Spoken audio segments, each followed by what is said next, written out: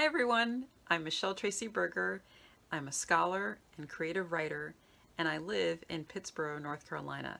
And I'm going to read an excerpt from my nonfiction essay called The Poison Our Mothers and Grandmothers Drank. 2002. Dream. I am surrounded by my grandmother, my mother, and other indistinct female figures.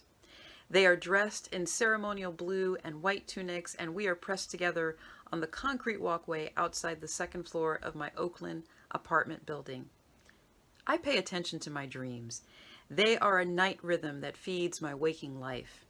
I record them, honor them with titles, and pore through pages of old dream journals as if meeting cherished friends. While visiting an art gallery in Pittsboro, North Carolina, Sharon Blessum's Medicine Women photograph brings back a significant dream to me that has taken years to reflect on and absorb. It is so clear in my memory. In the memory, there's a hush, and I am given a chalice. My grandmother, whose husky voice is just as commanding in the dream as it was in life, tells me to drink from it. I do not want to drink from it. I know it is poison. I am upset in the dream, and I try to push the chalice away.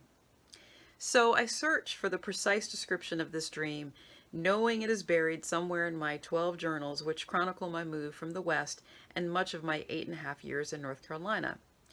After upending my already disorganized office, I find the journal with my first recollection of the dream. And luckily, just a few pages after the entry, I see my notes from the therapy session where I first discussed this dream with Ruth, a skilled Jungian psychotherapist. But when I read my entry, however, I'm crestfallen because there's a gap between what I initially wrote about the dream and how the dream exists in my memory. I struggle to make sense of the difference. In the journal entry, there is a scribbling, dreams, active, grandmother and mom, me, drinking witch hazel, medicinal. What does that do? Remember this fragment the best. The detail of witch hazel surprises me.